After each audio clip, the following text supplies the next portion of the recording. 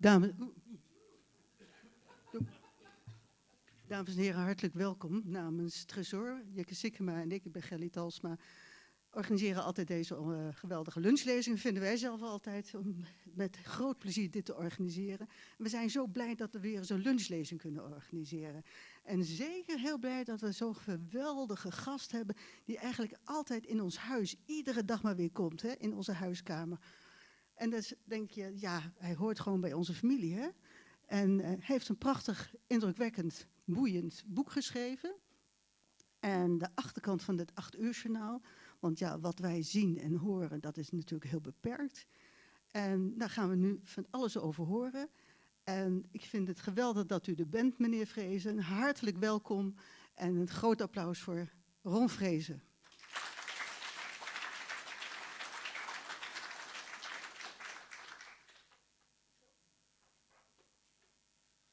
Ja, goedemiddag allemaal. Het was overduidelijk dat deze microfoon was afgestemd op mijn lengte en niet op die van u. Maar het zij u vergeven, daar kan je ook niks aan doen. Hè. Ik vind het ongelooflijk leuk om hier te zijn in Leeuwarden. U weet, normaal kom ik noodgedwongen niet verder dan Den Haag. Maar toen ik een boek schreef, had ik echt dit soort bijeenkomsten voor ogen. Een boek schrijven over je werk, vertellen over je werk. En er dan ook met de mensen die naar het journaal kijken over te praten. En die mensen ook eens in de ogen aan te kunnen kijken. En dat is wat anders dan wat ik normaal natuurlijk doe. Want normaal sta ik op een winderig dak in Den Haag. En dan is er alleen dat zwarte gat waarvan ik dan weet dat daar ongeveer 2 miljoen mensen achter zitten. Maar je ziet ze nooit en er is nooit interactie. Ik moet je eerlijk zeggen, voor zo'n zaal staan, met misschien 50 mensen, 40, 50 mensen, vind ik spannender dan voor dat zwarte gat. Juist omdat u mij aankijkt. En juist omdat ik aan u ga merken, als u gaat gapen, dan... Terwijl ik denk, ja, als je op het dak staat, dan sta je daar niet bij stil. Dan ben je gewoon bezig met je verhaal. En dan is het klaar. Dat is hier natuurlijk ook zo, maar het is toch anders. En er is nog een reden waarom ik best wel zenuwachtig ben. Omdat dit een lezing moet zijn. En een lezing doe je doorgaans van papier. En nou ben ik eigenlijk helemaal niet gewend om van papier te praten. Dat doe ik ook nooit. Mensen vragen wel eens in het journaal af aan mij van... Lees je dat nou voor? Heb je een autocue? Nou, dat is allemaal niet het geval. Ik sta daar. Ik heb natuurlijk wel voorbereid waar ik het over ga hebben ongeveer. Maar het is... En dat doe ik wel op papier, die voorbereidingen. Maar zodra het 7:55 is en ik in de lift naar boven zit, dan gaat het papier weg. En dan is het schakelen naar Den Haag, Ron, vertel. En dan is het dat zwarte gat waar ik het net over had. En daar kruip ik dan zo snel mogelijk doorheen. En dan probeer ik het verhaal over de politiek aan u te vertellen, zoals ik dat dan regelmatig doe. Maar goed, een lezing, ja, die hoor je te doen vanaf papier. Dus ik heb ook wel papier bij me. Maar ik zie dat ik nu al het eerste papiertje heb gedaan, terwijl ik daar eigenlijk niet op heb gekeken. En ja, een lezing, normaal, ik ben gewend, ik ben de man van 2 minuten, zou ik zeggen. Hè? Dus ik kom, zoals u zegt, bij jullie in de huiskamer, maar meestal maar heel kort. Als ik 2 minuten bij jullie binnen ben geweest, dan komt er al een eindredacteur op mijn oor zeggen van Ron, je moet nu wel echt afronden. Je moet weer weg die huiskamer uit, bij wijze van spreken. En dat is dan nog maar 2 minuten. En een lezing, ja, een lezing van 2 minuten, daar komt u natuurlijk niet helemaal voor hier naartoe. En ik trouwens ook niet. Dus hij staat op papier. Hij is ook voor een deel uit het hoofd. En ik hoop dat u het interessant vindt. Goed. Ja, ik ben hier gekomen met een toch wat sombere boodschap. Maar ik beloof u dat ik optimistisch zal eindigen. En het sombere zit hem erin dat ik mij, en misschien wel met u, zorgen maak over het politieke klimaat van dit moment en ook het mediaklimaat. Waar een tijd geleden we in het land nog de wat grotere coalities hadden, die erop gericht waren om weliswaar van mening te verschillen, maar er was ook bij die grotere coalities altijd de neiging en de verantwoordelijkheid om uiteindelijk ook te kijken of je er samen uit kon komen. Of je door een grotere uitruil van verschillende belangen, verschillende opvattingen een coalitie kon vormen waardoor je het land kon besturen en waardoor je met oplossingen voor problemen kon komen. Die grote coalities bestaan eigenlijk niet meer. We zien een politiek klimaat wat verhardt. Sociale media spelen een belangrijke rol. En we zien dat steeds meer politieke partijen zich steeds meer terugtrekken in het, wat ik dan noem, eigen gelijk, de eigen bubbel, de eigen waarheid en de eigen feiten. En met name dat laatste is denk ik iets waar je het meest zorgen over moet maken. Een van de Nobelprijswinnaars voor de vrede, de Filipijnse journalist Maria Ressa, zei dit jaar toen zij hoorde dat ze de prijs gewonnen had: een wereld zonder feiten betekent een wereld zonder waarheid en dat betekent weer een wereld zonder vertrouwen. Laat dat even goed op je inwerken. En dat is de reden waarom ik me zorgen maak, omdat we steeds meer in een soort feitenvrije samenleving komen waarin feiten waarvan we allemaal zeggen, ja, dat is het wel zo ongeveer, steeds minder uitgangspunt zijn voor de discussie, het debat. En ik zie ook niet bepaald verbetering. Corona helpt natuurlijk niet. Daardoor zijn de lontjes nog korter, ook in de politiek. Je ziet dat het klimaat vijandiger, agressiever wordt. Nou, we hebben nu, toen ik hier naartoe reed, de discussie op de radio over Forum en de uitlatingen gisteren in de Tweede Kamer.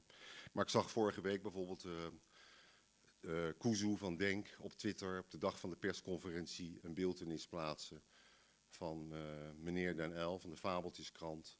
Met de beeltenis niet van een uil, maar met de beeltenis van Hugo de Jonge. En die zei, dit is de persconferentie van vanavond. Waarmee dus bij voorbaat al wordt gezegd, die persconferentie, daar worden fabeltjes verteld. Ja, ik moet je eerlijk zeggen, en dan volgen er wel inhoudelijke argumenten bij.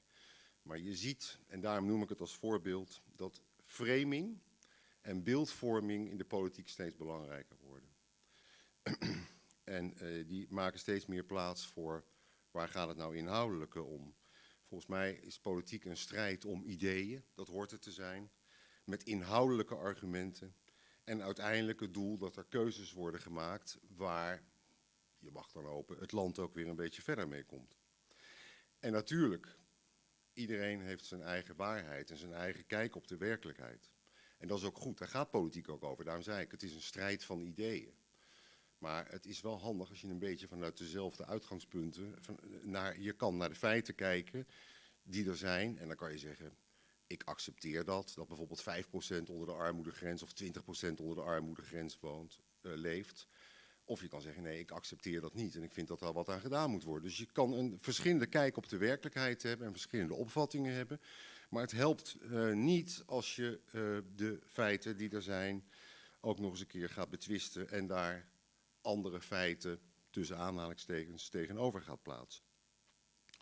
En wat we daarbij dan ook zien is een vergaande versnippering, waarbij partijen steeds meer alleen maar met hun eigen belang bezig zijn. De noodzaak om zichtbaar te zijn. En samen met het versterkende effect van de sociale media zien we ook steeds meer dat de nuance, en houd het ook even vast, de nuance steeds meer verdwijnt uit het politieke debat. En waar we vroeger zoiets hadden van je moet een compromis vinden, is het tegenwoordig meer hoe zet ik me af tegen een ander. Ik heb, dat schrijf ik ook in mijn boek, best waardering voor Geert Wilders. Ik vind het knap hoe hij zijn opmerkingen weet te timen in het debat. Hoe hij al jarenlang redelijk koersvast is over waar zijn partij voor staat. Kan je het mee eens zijn of niet, maar hij is wel, je weet wel wat je aan hem hebt. Maar tegelijkertijd zien we ook dat Wilders, maar hij is niet de enige, wel heel erg vaak de laatste tijd blijft hangen in Rutte is een leugenaar of Kaag is een heks. Dat zal hij niet in de Tweede Kamer zeggen overigens, maar wel op social media. En ja, weet je, als het daarin blijft hangen, dan levert dat geen bijdrage aan een betere bestuurscultuur, zou ik zeggen. Daar schrijf ik ook in mijn boek ook kritisch over het feit dat iedereen het heeft over een betere cultuur. Maar als je dan vraagt wat, dan wijzen ze vooral naar een ander. En ik overdrijf echt niet als ik zeg dat het huidige politieke systeem wat we hebben ook steeds meer onder druk komt te staan. En dat komt dus omdat steeds meer partijen zich ervan afkeren of zich niet verantwoordelijk voelen om eraan op een verantwoorde manier aan mee te doen. En de partijen die dat wel doen, die worden steeds angstiger. En die gaan zich ook steeds meer terugtrekken. Die zitten ook steeds meer in het defensief. En we hebben het deze zomer natuurlijk allemaal kunnen zien bij de kabinetsformatie. Die draaiden niet om de inhoudelijke verschillen. Dat gaan we de komende weken wel zien, dat die helemaal niet zo groot zijn. Die draaiden echt puur alleen om de angst van, oh jee, als ik nu verantwoordelijkheid neem, dan word ik vast afgestraft. Straks door de oppositie of door de kiezer. Dus angst regeert, waar juist zelfvertrouwen zou moeten regeren, wat mij betreft. En het is zoals ik in dat interview in de Volkskrant eerder heb gezegd, tegenwoordig te veel alleen maar klatsch, klatsch, boem, boem. En je liegt, je bedriegt, het is een schande, een blunder en je moet weg. En wat ik net al zei, de nuance verdwijnt steeds meer. En dat is misschien wel de reden waarom ik me het meest zorgen maak. Omdat volgens mij nuance bij elk besluit en in elk debat een belangrijke rol wordt te spelen. Het is niet altijd zwart-wit. Integendeel, er zitten allemaal kleurschakeringen in de keuzes die gemaakt moeten worden. En je kan het zo bekijken en je kan het zo bekijken. En het een is niet per definitie 100% waar en het andere per definitie helemaal niet waar. En ja, ook door de media, en dat steek ik ook de hand in eigen boezem, maar vooral door de sociale media wordt dat ook nog eens een keer versterkt. En dan komen we in, zoals u wilt, misschien een neerwaartse spiraal terecht.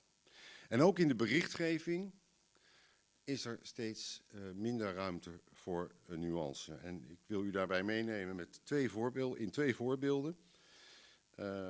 Toen ik een paar weken geleden bekend maakte dat ik volgend jaar zou stoppen, wist ik natuurlijk dat ook dat interview in de Volkskrant eraan zat te komen. Ik wist dat daar iets in zou staan wat voor veel mensen een schrik zou zijn. Want ik maak daarin bekend inderdaad dat ik kanker heb en dat daar ook niks meer aan te doen is. Althans, niks meer aan te doen, dat niet meer genezen kan worden. Maar ik dacht, nou ja, weet je, dat in de nuance van het verhaal moet dat dan maar. Maar wat er gebeurde in social media, maar ook in hoe de andere media daarmee omgingen, de nuance verdween. Want ik maakte bekend, ik heb dat, maar er is nog genoeg aan te doen en er zijn nog genoeg perspectieven, dus ik wil andere dingen gaan doen. Dus het is wat ik al eerder een keer ergens heb gezegd, ik geloof bij Jinek. Het is alsof je aan het begin van de straat vertelt, joh, ik voel me niet lekker en aan het eind van de straat ben je overleden. Dat effect was heel sterk, het geval. En de nuance die erin zat, nou zo erg is het allemaal ook weer niet, die was volledig weg. En ik moest terugduwen op een manier dat ik dacht, ja nu moet ik bijna hardop gaan zeggen dat ik echt voorlopig nog niet doodga. Terwijl we dat natuurlijk allemaal ook niet weten. Maar goed, dat was dus een beetje wat ik dan maar noem hallucinerende ervaring. Het werd gelijk, klatsch, boem weer, werd daarvan gemaakt. Oh, hij stopt, hij is ongeneeslijk ziek, dus hij zal wel binnenkort doodgaan. Nou, die nuance was dus weg. Ik werd op straat zelfs aangesproken van, je hebt nog maar een jaar te leven, heb ik gehoord. Nou, ja, was wel een bijzondere ervaring, kan ik melden. Een ander voorbeeld, en dat heeft te maken met het werk, is we hadden een paar weken geleden een onderwerp over de stikstofdiscussie in de kabinetsformatie. We hadden via een aantal bronnen, waren we erachter gekomen wat daar ongeveer aan beweging was. D66 wilde het verhaal laten vallen van halvering van de veestapel, dat moet en dat zal. En CDA wilde ook de blokkade laten vallen op het feit dat er geen enkele boer gedwongen mocht worden uitgekocht. Nou, we vertellen daar een verhaal over. Kan je twee dingen doen. Je kan zeggen, het CDA maakt een draai, want ze veranderen van mening. Dat is heel Haags, heel politiek. Veel interessanter is om te melden, jongens, de partijen zijn elkaar aan het naderen in de kabinetsformatie voor een belangrijk groot probleem. En dat komt omdat D66 dit doet en CDA dat doet. Dat vind ik een wat genuanceerdere manier van een onderwerp neerzetten, in plaats van dat je gelijk gaat zeggen, oh jij bent gedraaid, je bent van mening veranderd. Ja, dat kan je zeggen, dat is het nieuws. Maar ik vond het nieuws dat er in het zoeken naar de nuance, kennelijk in die formatie, iets aan het gebeuren was op zo'n ingewikkeld probleem als stikstof. Nou, wat gebeurt er? Wij zenden een onderwerp uit en dan zie je hier een stukje van met een CDA-kamerlid. die een genuanceerd verhaal vertelt over hoe hij met die boeren denkt om te gaan. En daar zit inderdaad ook het stukje in dat zij zeggen, ja, en als het dan echt niet anders kan, in sommige gevallen moeten boeren uitgekocht kunnen worden. Daar moeten we niet langer moeilijk over doen, want ja, weet je, we moeten wel verder. En als een boer echt niet wil en we hebben het echt nodig dat hij daar weggaat voor het oplossen van het probleem, ja, dan moeten we misschien ook zo'n boer wel kunnen dwingen. Maar nogmaals, dat gaan we liever niet doen. Kijk wat er dan gebeurt en wat ik daar in het journaal ook vervolgens over zeg. Want ik was het ineens en dat had ik helemaal niet voorbereid. Het was in het 6 uur journaal was het uitgezonden. En het journaal was nog niet uitgezonden geweest. Of de boerengemeenschap was al ongeveer met de tractoren onderweg naar Den Haag. En daar werd van gemaakt, het kabinetsbeleid is gericht op het massaal saneren van de landbouw.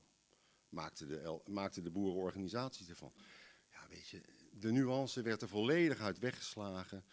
Het was alle ballen op het kabinet en op het CDA, die toch belachelijk bezig was. En uitkopen van boeren, dat wordt dus het uitgangspunt voor het stikstofbeleid.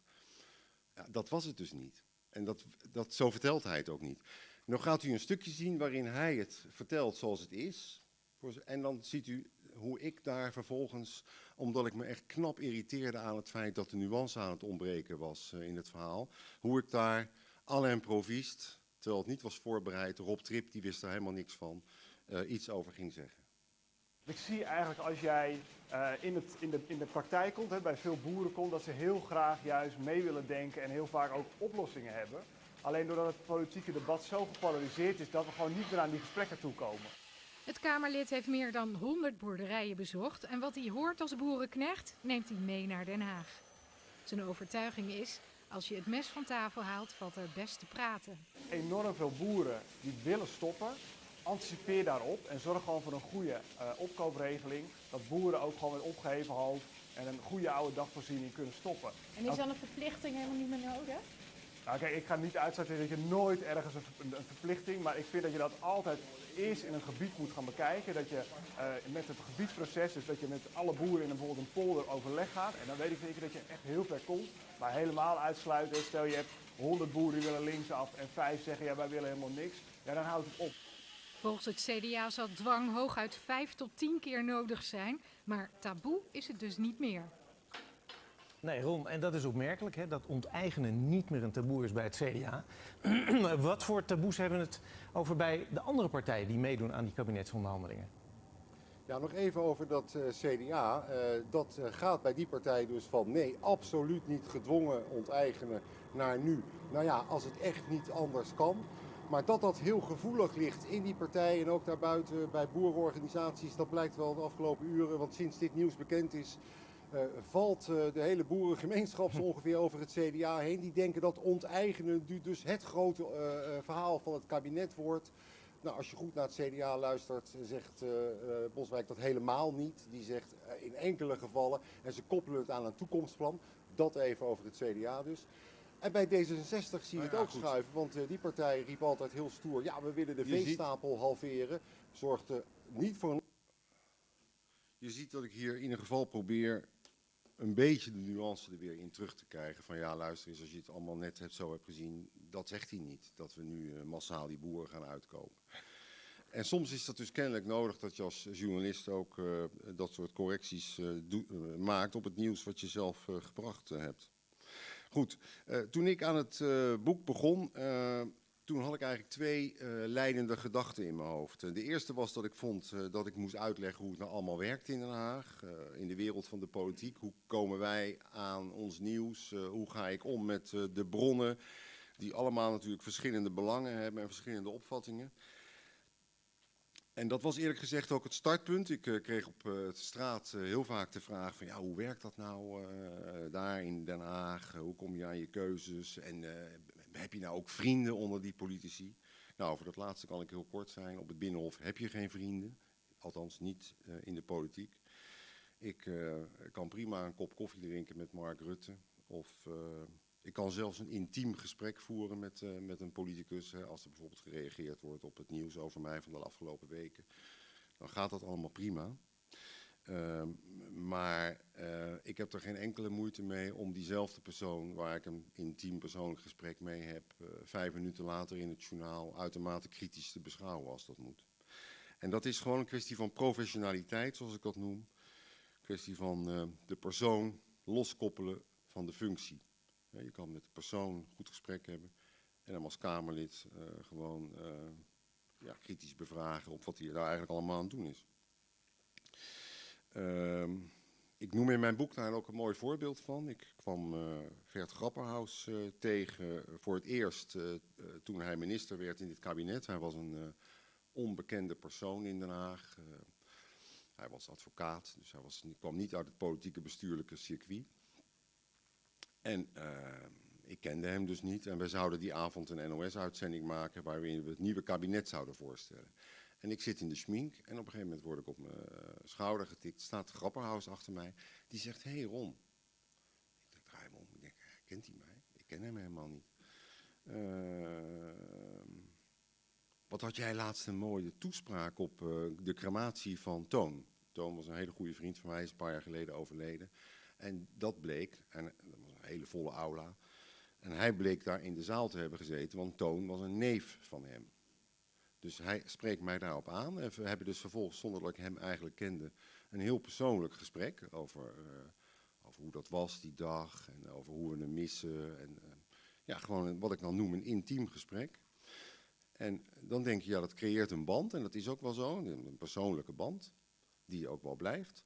Maar toen hij de 1,5 meter aan zijn laars lapte op zijn bruiloft, heb ik er vervolgens geen enkele moeite mee om in het journaal te vertellen dat de man eigenlijk beter kan aftreden, omdat hij zijn gezag kwijt is in de handhaving van de coronaregels. Om maar eens aan te geven dat het voor mij totaal geen moeite is om een onderscheid te maken tussen de persoon Gert Grapperhaus, die zijn neef verloren is, die een vriend van mij is ook nog eens, en de minister Grapperhaus, die onhoudbaar is als minister om die coronaregels te handhaven, omdat iedereen zal denken, ja hallo, je houdt je er zelf ook niet aan.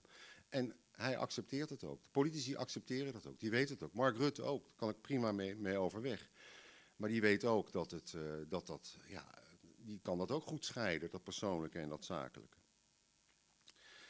Ik vind overigens wel dat de vraag of we als journalisten niet te close zijn met politici wel heel terecht is. Want ja, we zijn close met politici. En dat is nodig ook. En ik zal u vertellen waarom. Ik zie het Binnenhof eigenlijk als een soort grote dansvloer. Waar we met z'n allen rondlopen. En iedereen wat van elkaar moet. Je hebt spindokters, je hebt politici, je hebt bestuurders, je hebt voorlichters, woordvoerders, medewerkers, journalisten, lobbyisten. En dat loopt allemaal een beetje door elkaar. En wij willen iets van die politici. En die politici hebben ons nodig. Want zonder ons kunnen zij hun verhaal niet op een beetje normale manier bij het grote publiek krijgen. Ja, via eigen sociale media, maar dat is toch wat anders. En wij hebben die politici weer nodig, want zij weten dingen die ik graag wil weten. En zo heb je elkaar dus nodig. En zo beschrijf ik ook dat Binnenhof eigenlijk als een soort grote dansvloer, waar we de tango met elkaar dansen. Dus je trekt elkaar aan, houdt elkaar even vast. En op het moment dat het genoeg wordt, duw je ook iemand weer van je af. En dat is ook precies wat we doen, eigenlijk de hele dag door. Mijn dag bestaat vooral de hele dag uit dansen, wat dat betreft. En dan heeft het ook te maken natuurlijk met het feit van, ja, maar hoe ga je dan om met die verschillende belangen? Nou, ik heb maar één belang en dat is het belang van het nieuws. En het belang dat ik jullie moet vertellen waar politici mee bezig zijn en waarom ze dat doen. En zij hebben het belang dat ik weet dat zij weten. Zij hebben het belang dat ik weet waar zij mee bezig zijn. En dat is volgens mij een hele simpele scheidslijn. Zij gaan over wat zij mij vertellen.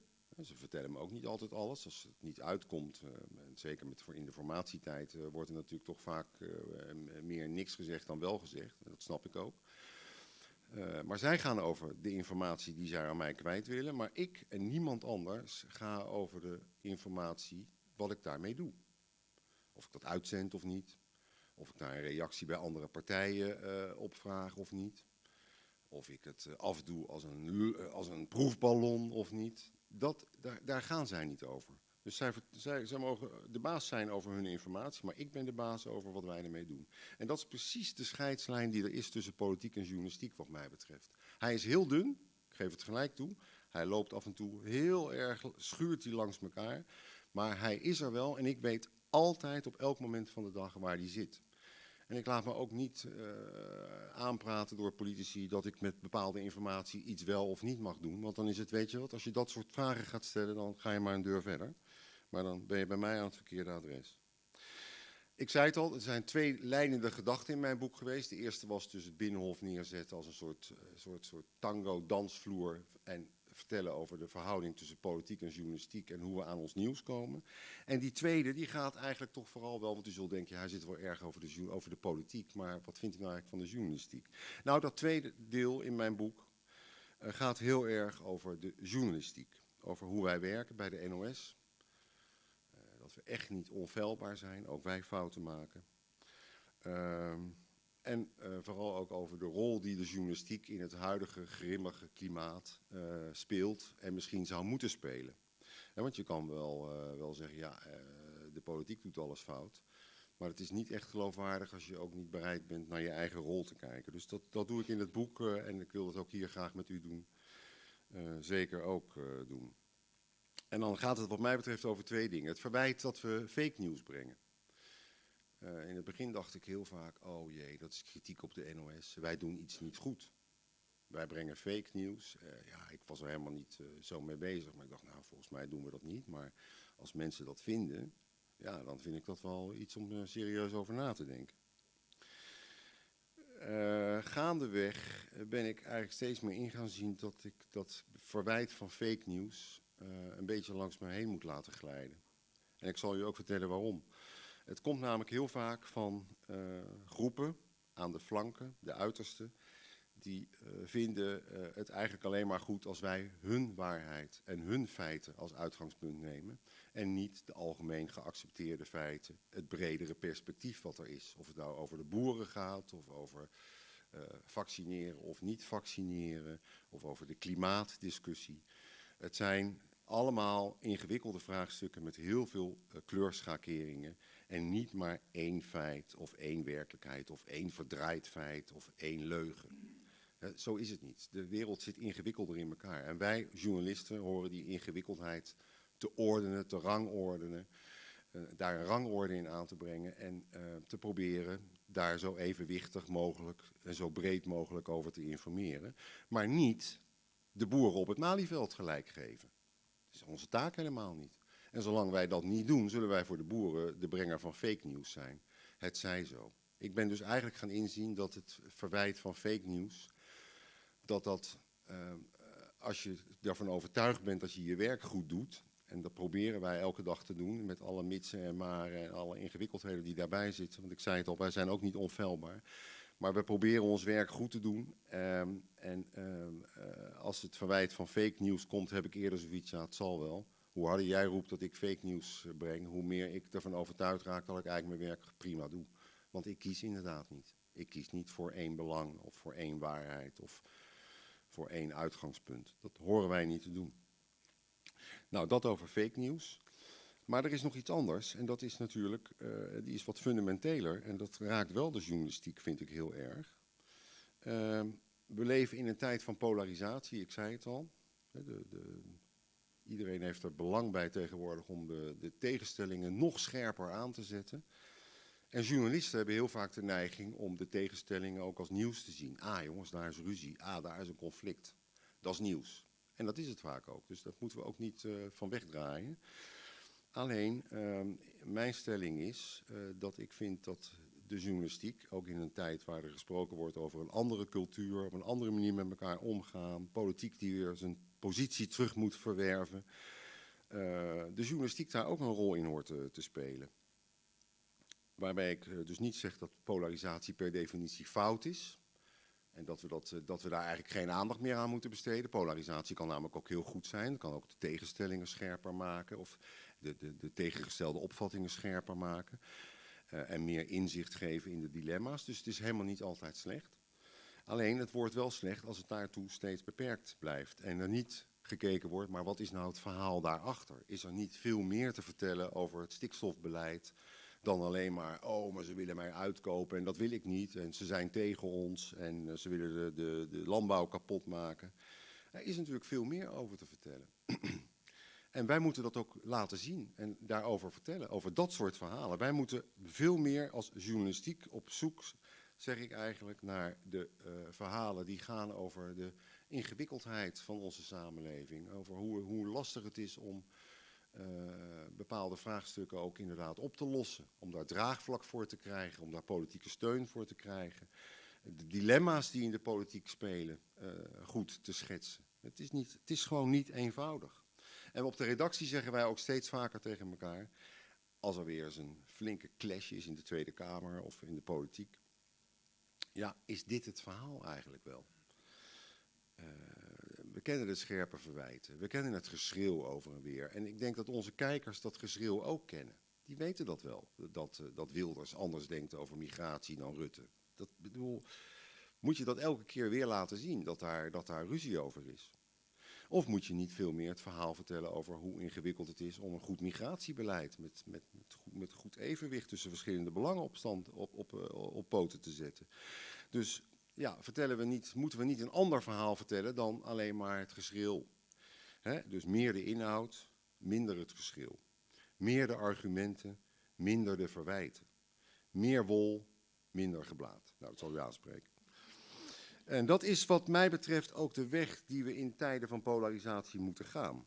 Wij horen als journalist, ik zei het net al, niet te kiezen tussen de uitersten. Wij moeten een zo neutraal mogelijke positie innemen.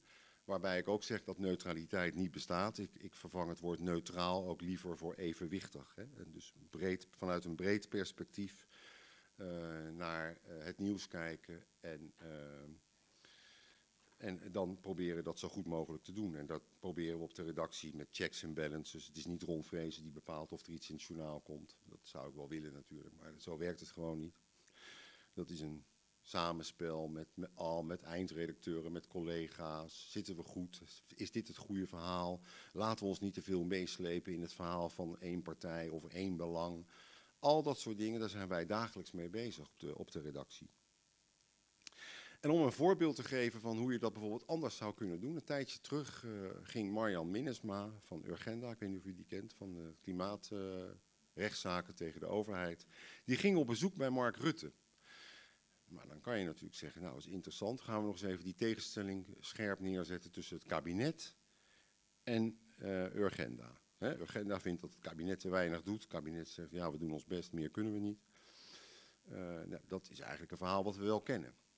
Dus ik ben toen eens gaan uitzoeken rond Rutte, van is dit nou, ja, waar is dit gesprek eigenlijk voor bedoeld? En ook bij Minnesma, wat willen jullie nou eigenlijk met dit gesprek? En allebei zeiden zij, wij willen dat dit gesprek een oplossing dichterbij brengt. En dat we, zeg maar, ook voor de wat langere termijn meer on speaking terms komen. Dat vond ik eigenlijk heel interessant, want normaal ontmoeten die partijen elkaar alleen maar bij de rechter. En dat zien we dan ook allemaal gebeuren, hè? Dus... En hier waren deze twee mensen eigenlijk met elkaar aan tafel aan het zoeken naar een manier om daaruit te komen. En het probleem dus ook van het klimaat ook wat verder te brengen bij een oplossing. En daar kwam iets heel leuks uit aan het eind van de dag. Andere journalisten deden er niks mee. Wij hebben het wel gedaan die dag. En dat was heel erg grappig, want daar kwam eigenlijk uit dat zowel Rutte als Minnesma heel enthousiast waren over wat ze dan noemen groene industriepolitiek. Dus een beetje denkend aan van, ja, we gaan naar de maan, een beetje ambitieus denken. Nou, daar kan je bij Rutte ook wel mee aankomen. We gaan Tata Steel gaan we over 10 jaar op waterstof laten draaien. En dat gaan we helemaal anders doen daar. Dat wel grote investeringen voor nodig, maar en daar hadden ze elkaar in gevonden. Minnesma was heel enthousiast. Die zei ook, ja, ik geloof dat Rutte er echt voor voelt. En ik heb toen in het journaal ook 's avonds verteld, ja, het is heel bijzonder wat hier gebeurt eigenlijk. Want gezworen tegenstanders in het klimaatbeleid die alleen maar elkaar bestrijden, die hebben elkaar nu gevonden in een soort gezamenlijke ambitie om iets voor elkaar te krijgen. En ik voorspelde toen ook dat in een nieuw kabinet groene industriepolitiek echt een groot onderwerp gaat worden. Er is geld, het gaat om eenmalige investeringen die je moet doen. Dus dat gaat echt een groot ding worden in het nieuwe kabinet. ik vond dat interessanter dan zeggen, de 2 gezworen tegenstanders van klimaatbeleid, die staan tegenover elkaar. Nee, verder zoeken naar het verhaal achter het geschreeuw over en weer. En dan kom je op hele interessante dingen, vond ik zelf. En dat vond de journaalredactie ook. Dus dat hebben we toen uitgezonden. En ik voorspel je, groene industriepolitiek wordt een belangrijk onderwerp in het nieuwe kabinet. Dus het was ook journalistiek nog heel interessant. Nou, kortom, ik ga afronden. Ik zou optimistisch eindigen. Dat had ik mezelf ook voorgenomen, want anders wordt het zo'n somber verhaal. En dat is het eigenlijk niet. Wij moeten dus kritische verhalen maken. En we moeten meer eigen onderzoek doen. En we moeten af en toe tegen het geschreeuw nee zeggen en tegen de argumenten en de inhoud ja.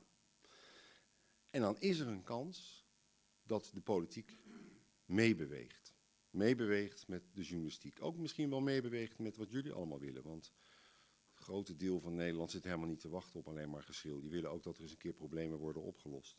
En dan is er dus, zoals ik zeg, een kans dat de politiek meebeweegt. Anders gezegd, dat is een beetje de journalist, er zit altijd ook een beetje de idealist in.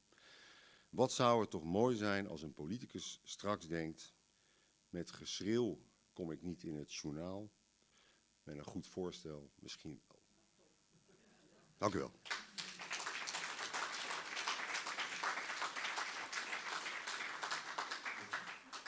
Vragen? Ja, gelukkig.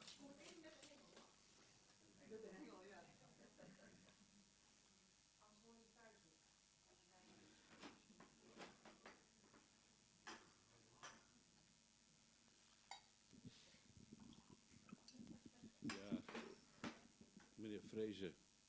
Ja. Ik vroeg mij af, mijn vraag gaat over fake news. Ja. Ik vroeg mij af of er bij de journaalredactie ook een groep hooggeleerde heren is die aan fact-checking doen. Als een politicus een bewering doet waarvan je zegt van nou, ik weet niet of het waar is of niet waar is. Dan zou je dat eigenlijk aan een soort groepje moeten opdragen om daar eens even over na te denken. En het grote probleem is natuurlijk dan de tijd, die heb je niet, want je staat binnen 5 minuten sta je met je muil op de televisie. Ja, ja. Ja, nou dat is inderdaad zeker voor het journaal. Kijk, voor schrijvende pers is dat alweer wat minder, want hoewel het is steeds meer natuurlijk 24/7 door de online berichtgeving.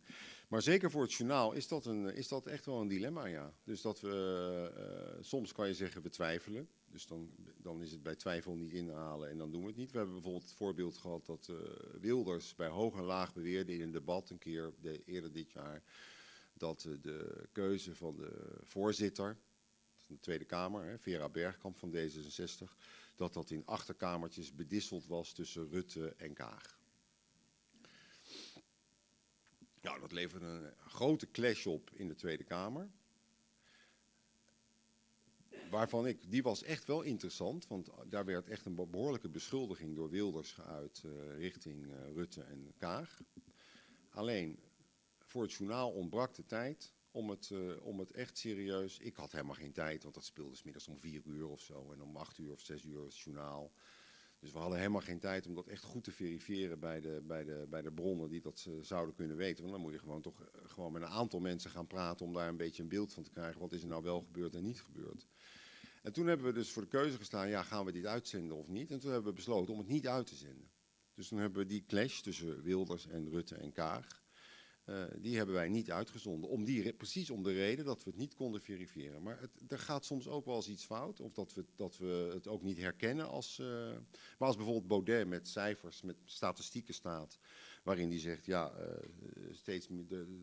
er zijn veel meer gevaccineerde mensen dan niet gevaccineerde mensen die in het ziekenhuis komen. En hij komt dan met statistieken waarin dus staat van, zie je wel, vaccineren heeft helemaal geen zin. Het is ook nog gevaarlijk ook, bovendien, zegt hij dan. Ja, dan is het wel duidelijk. Dan hebben we zoiets van, ja, dat gaan we niet uitzenden, want het klopt gewoon niet. Want hij rekent het naar zichzelf toe. Maar er zijn ook dingen die beweerd worden, die lastiger zijn om te verifiëren. Of die je niet gelijk herkent als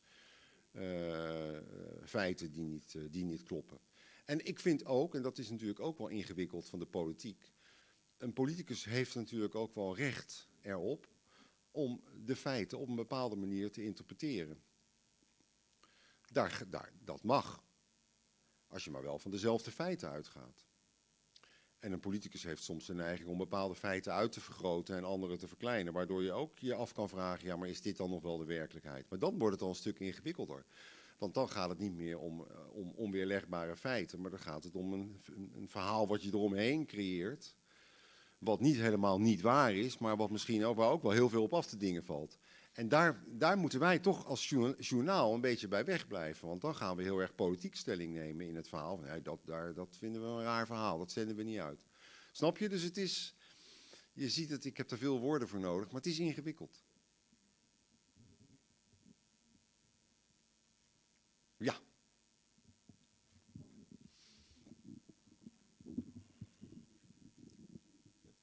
Ja, hebt u ooit overwogen om zelf de politiek in te gaan? Nee. Nou, het antwoord is heel kort nee. Ik heb me wel zitten afvragen, zou ik het kunnen? Zou ik in zo'n debat, zou ik dat echt kunnen? En dan denk ik bij mezelf, nou, ik zou wel wat weten te zeggen. En ik zou ook wel, ik kan wel bepaalde dingen denken. Ik denk dat ik sommige dingen beter kan dan Mark Rutte. Als ik bijvoorbeeld naar die persconferenties van corona kijk, zeker afgelopen week weer, dan denk ik bij mezelf, mijn hemel, dat zou ik echt beter gedaan hebben. Want het is een eindeloos gezever en ik denk, ja, zeg nou gewoon eens waar het op staat. Kom nou eens gewoon met een goed krachtig verhaal. Maar dat kost dan allemaal veel te veel tijd. Dus dan denk ik, ja, dat zou ik beter gekund hebben dan Mark Rutte. Maar ik heb nooit de neiging gehad om premier van Nederland te willen worden. Of laten we rustig beginnen, een Kamerlid. Nee, ik vind dit veel leuker. Ik sta veel liever aan de andere kant.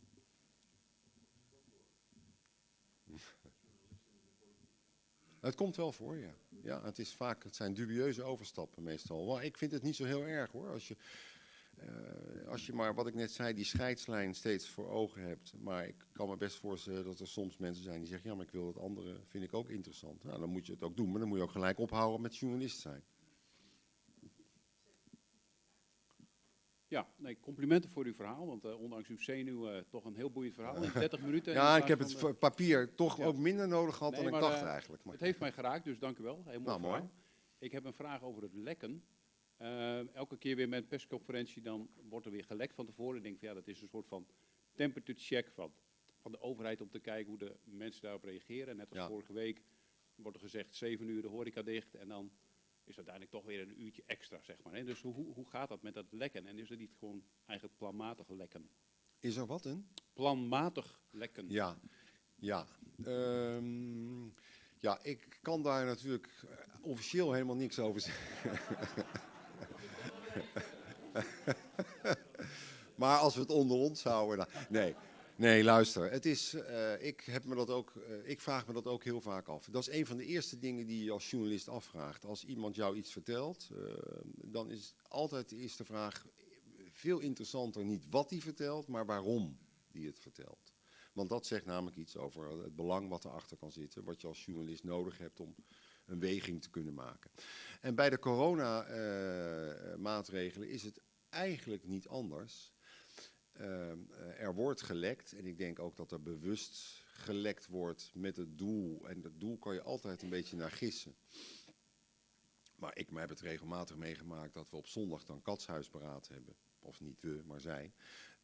En dan weet ik gewoon, ik moet om 5:30, dan bel ik de cameraman die daar staat. Want ik heb geen zin om daar zelf de hele dag te gaan staan. Dat is ook niet nodig, want ze zitten de hele dag binnen. Maar er staat wel een cameraman de hele dag. Die wacht tot ze naar binnen gaan en wacht tot ze naar buiten gaan. Want dat beeld heb je dan nodig. En dan bel ik die cameraman en zeg ik, zijn ze nog binnen? Ja, ze zijn nog binnen. Oké, nou, prima. Ja, ze gaan nu weg. Nou, oké, ze gaan nu weg. En dan weet ik, 10 minuten later, dan ga ik bellen.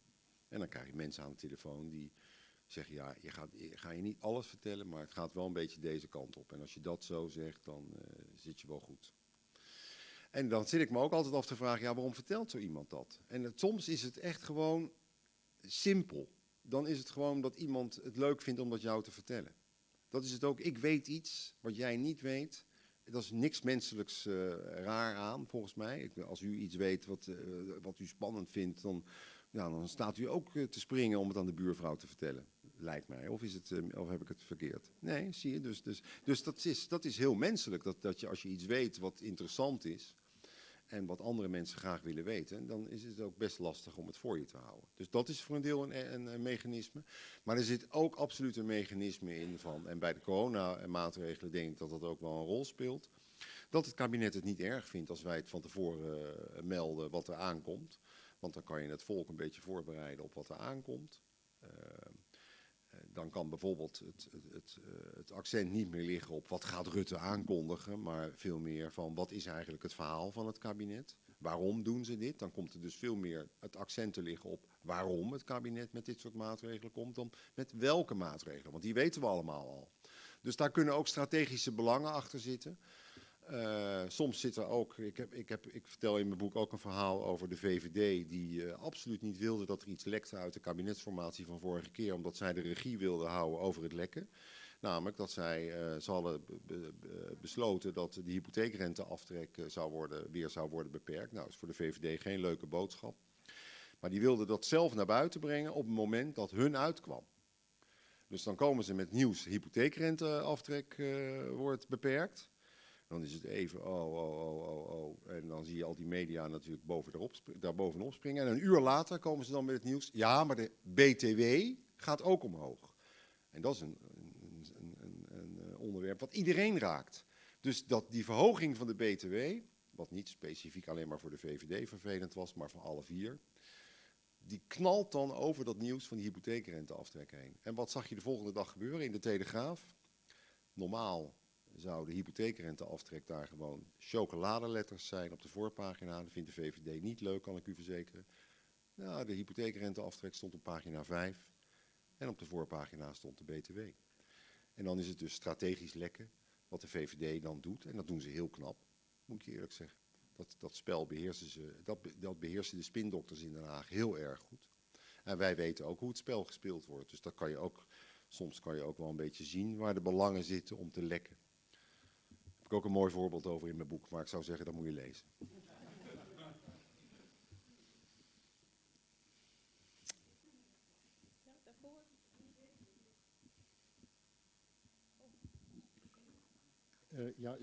Ik heb u al in het begin gehoord over de neutraliteit, de integriteit van de journalistiek.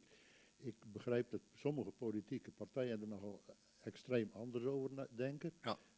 Hoe vindt u dat? En punt 2, als je nu niet naar NOS-journalisten kijkt, maar naar journalisten van kranten, van radioomroepen, hebben ze dan soms ook niet eens een beetje gelijk?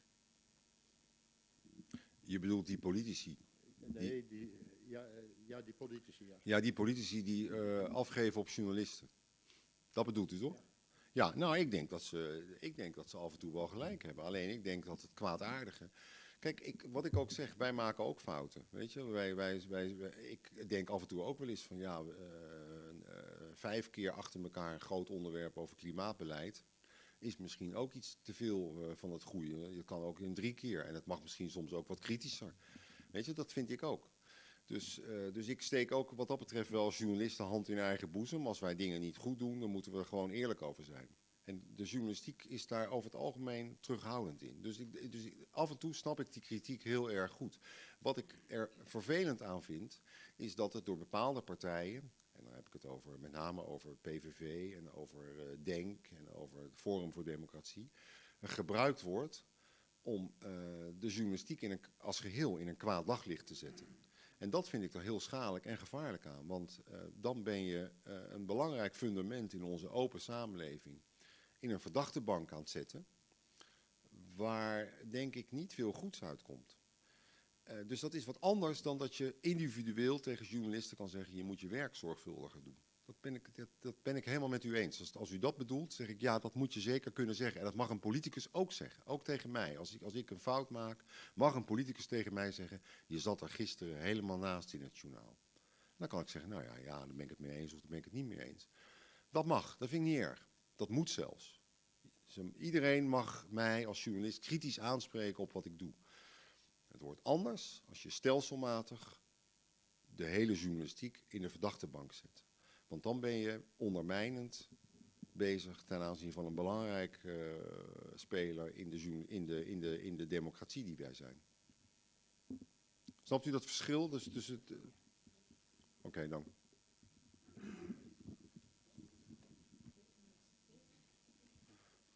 Even een vraag over het NOS-journaal. Op het moment van de waarheid, dan zien we altijd een hele mooie interactie ontstaan tussen de nieuwslezer en u bijvoorbeeld. Als u reageert op de vragen die gesteld worden door de nieuwslezer. Ja.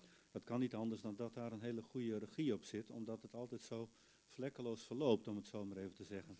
Kunt u iets vertellen over de manier waarop dat tot stand komt, die interactie? Hoe wordt dat geregisseerd? Dat wordt in zoverre geregisseerd dat wij natuurlijk de hele dag overleg hebben. Ik heb overleg met verslaggevers in Den Haag, die samen met mij de nieuwsgaring doen. En in de loop van de ochtend, meestal begin van de middag, wordt duidelijk van dit wordt een onderwerp vanavond in het journaal. En daar willen we ook bij met Ron praten.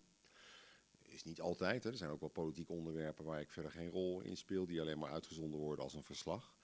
Als er duiding bij komt, zoals we dat dan noemen, kruisgesprek heet dat dan in het draaiboek, dan is er in de loop van de middag contact tussen mij en de verslaggever en de eindredacteur en de presentator. Dat is een kort telefonisch overleg.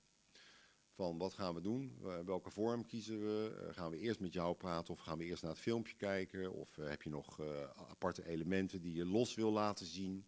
Nou, dan bepalen we dus ongeveer een beetje welke structuur het krijgt. Want soms heb je een verslag en dan daarna nog een paar vragen. Soms heb je eerst een vraag aan mij, dan een verslag en dan nog kom ik weer terug. En dan komt er nog een stukje Rutte of Hugo de Jonge of wie dan ook. En dan kom ik nog een stukje. Nou, het zijn allemaal verschillende vormen. Dat bepalen we dan in de loop van de middag aan de hand van wat het onderwerp vraagt. En wat er over te vertellen is. En dan is het 7 uur en dan belt Rob of Annegien belt mij op. Dan zit ik op de redactie. En dan gaan we heel specifiek even kijken van wat worden de vragen. Dus dat wijkt eigenlijk nooit af. Dus ik weet als ik daar sta, weet ik welke vraag ik krijg. En daar ga ik me dan op voorbereiden. Ik ga daar niet staan met het idee van, nou, ik zie wel wat ze vragen. En het komt dan wel goed, want dan weet ik dat het... dan komt het ook goed, maar dan ben ik een half uur aan het woord, bij wijze van spreken. En dat is niet de bedoeling, want ik moet... Ja, het moet echt... Bijna elk woord moet raak zijn. En ik moet geen zijwegen en ik moet niet zeveren en half op gang komen. Dus daar is van tevoren overleg over wat de vragen zijn. Soms is het natuurlijk zo dat er staande de uitzending nieuws komt. Hè, zoals bijvoorbeeld aftreden van Kaag, wat we een paar weken geleden hadden als minister. Ik heb het wel vaker meegemaakt met een minister die tijdens het journaal aftrad. Of in de coronacrisis heb ik het heel vaak gehad dat er dan in één keer nieuws kwam en dat ze zeiden, ja, we willen het daar ook nog met je over hebben. Nou, dan doe je dat, weet je. Dus dan is het à l'improviste. Dat vind ik eigenlijk de leukste uitzendingen. Maar daar wordt dus wel goed van tevoren over nagedacht. Dus het is ook een beetje, maar dat moet echt onder ons blijven, een beetje een toneelstukje wil ik niet zeggen, maar het is wel van tevoren gescript. Wat ik zeg niet, hè. Dus dat is gewoon wat ik net vertelde. Ik weet ongeveer wat ik wil vertellen. En dan is het gewoon gaan. En zoals net met dat CDA, dat wist Rob ook helemaal niet. Dat ik zei, nou maar wacht even, eerst nog even over het CDA. Dus het zit een beetje in de mix tussen je weet wat de vragen zijn en je probeert het toch zodanig te laten overkomen bij u dat u denkt, nou dat ziet er geolied uit, zeg.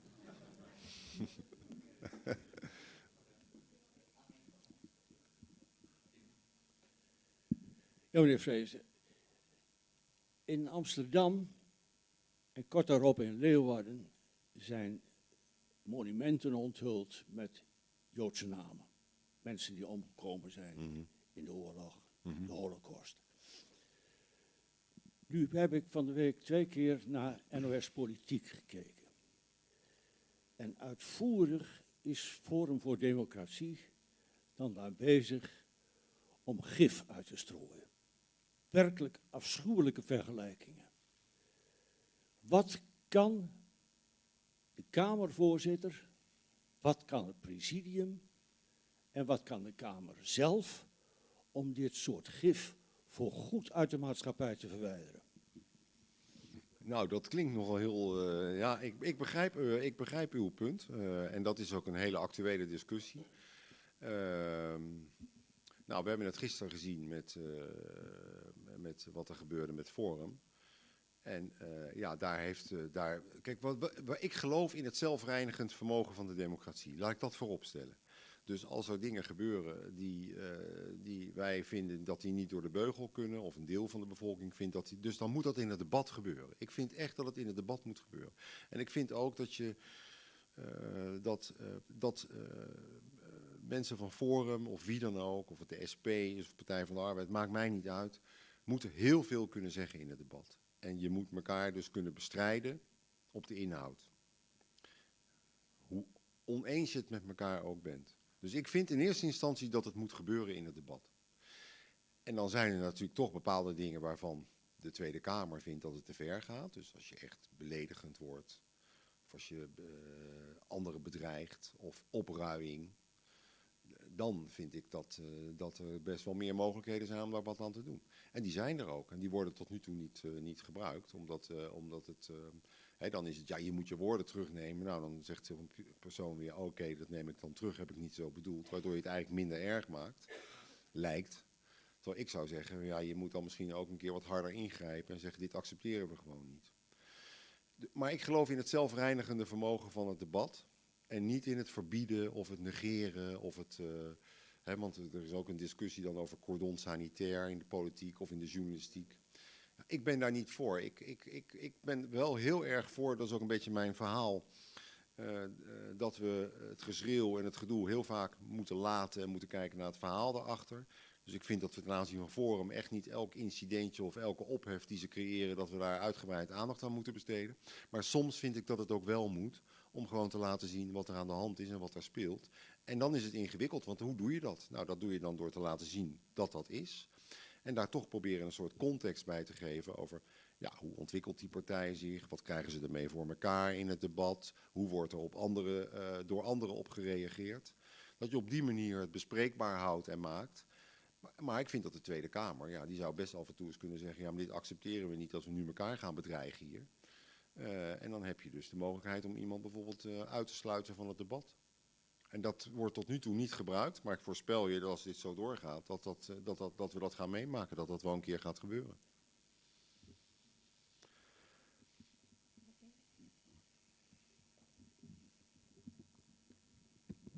Blijf stil, geloof ik. Ja, nou dan... Dan sluiten we dan maar af. Ik zal even die stop zetten. Meneer Vrezen, heel erg hartelijk bedankt voor deze lezing. Ik denk dat iedereen het heel erg fijn vond en interessant. Dus ik wil graag een heel groot applaus voor meneer Vrezen. Dank u wel. Ja, u houdt van een goed glas Zeker, wijn, zeker. hebben wij begrepen. Deze wordt in Friesland gemaakt en kijk. schijnt een goeie te zijn. Kijk aan zeg, Weet ik niet, maar... wijn uit Friesland ken ik nog niet. Nou, daarom. Nou, geweldig. Ja. Nou, hartstikke bedankt. En nogmaals, ik vond het heel fijn dat jullie er allemaal waren. Jammer trouwens dat, zeg ik tegen de mensen die via de online streaming kijken, dat jullie niet bij konden zijn in verband met die vreselijke coronamaatregelen. Maar het is even niet anders. Maar in ieder geval toch, ik hoop dat jullie het plezierig hebben gevonden. Dank u wel. En nog even, u hebt de boeken misschien al wel gezien. Die staan hier buiten de deur op het tafeltje. En meneer Vrezen is wel bereid gevonden om die even te signeren. Zeker. Als u dat leuk vindt. Ik maak nog even reclame voor onze volgende lezing. Die is 16 december. Het is de derde donderdag. Dan zijn hier oud-hoogleraren Jan Bank en Doeke Boscher. Want we hebben in Nederland ooit 25 eilanden gehad. We kennen er nu een stuk of 6, maar we hebben er 25 gehad. En daar hebben ze een boek over geschreven en daar gaan ze over vertellen, omringd door water. Dus u bent wel ook weer van harte welkom. Fijne dag verder.